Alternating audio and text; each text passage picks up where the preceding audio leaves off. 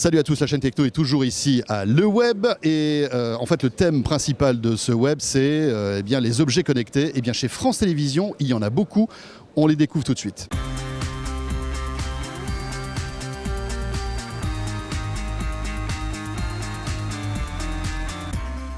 C'est très simple, on a interfacé nos émissions de télévision à des objets connectés. Vous voyez un objet connecté ici, muni d'une électronique open source Arduino. Cet objet que votre enfant va fabriquer, oui. Il décide de le fabriquer, vous lui offrez ça, et plutôt que de venir toutes les 5 minutes vous dire quand mon dessin animé démarre, c'est l'objet dans sa chambre qui lui dit.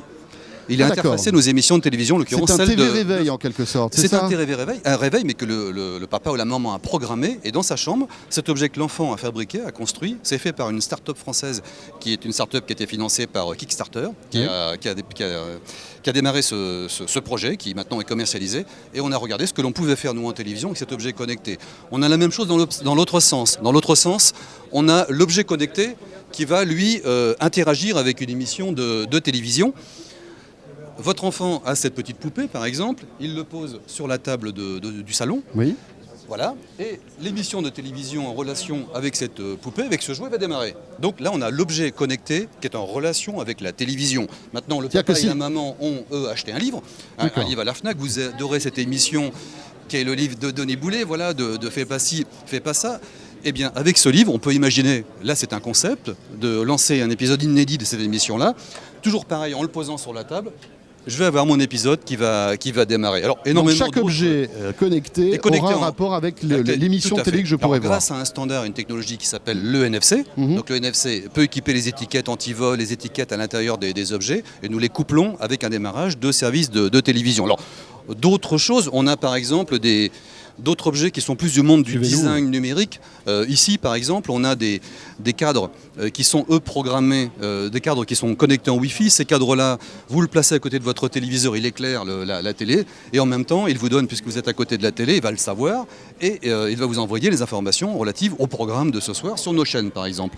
Le matin, dans votre cuisine, on va juste se retourner là-bas, on a le même cadre. Imaginez que le matin, vous soyez pas très net parce que c'est le matin. Ça peut arriver. On n'a pas envie d'écouter forcément ni la radio ni la télé. Vous avez une belle télé, là. Je veux la même. On va en parler dans 5 minutes. Ici, on a donc un écran qui est programmé pour donner de l'information. C'est passif.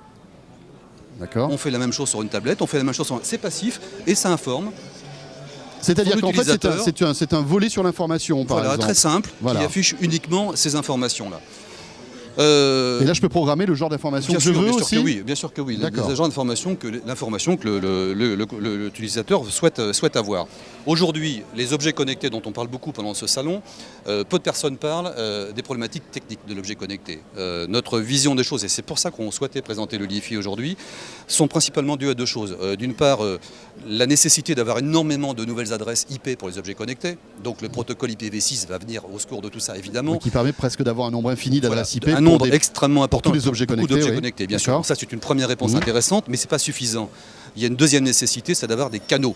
Des canaux tout simplement Wi-Fi pour pouvoir utiliser un objet connecté. Aujourd'hui, les canaux Wi-Fi, on le voit au Web 12 ici, tout le monde a un smartphone, tout le monde a une tablette. Les réseaux Wi-Fi commencent à être encombrés. Voilà. Donc, alors le LiFi, c'est quoi? Le LiFi, c'est quoi? Le LiFi, c'est une solution de transmission numérique qui va utiliser uniquement de la lumière, celle que vous avez chez vous, celle que j'ai chez moi, de simples lampes de grande surface. Toutes les démonstrations qui sont faites ici sont faites avec des lampes d'une grande surface suédoise dont je tairai le nom. Ce sont des lampes extrêmement basiques que nous avons dotées de la technique LiFi. Donc on a construit un petit réseau LiFi ici, parce qu'on parle d'un réseau télécom LiFi avec un routeur LiFi. Nous diffusons, pour illustrer le potentiel de cette technologie-là, ce petit réseau. Je mets la lampe. Je mets le petit haut-parleur ici sous la lampe rouge. C'est un son de France 2 qu'on reconnaît, le générique de Michel Drucker. Sous la lampe bleue, le générique des Racines et des Ailes, etc. C'est ça, là, voilà. Des musées s'y intéressent, je dis des grandes entreprises de transport, des grands industriels de l'éclairage. 2014-2015. Merci beaucoup.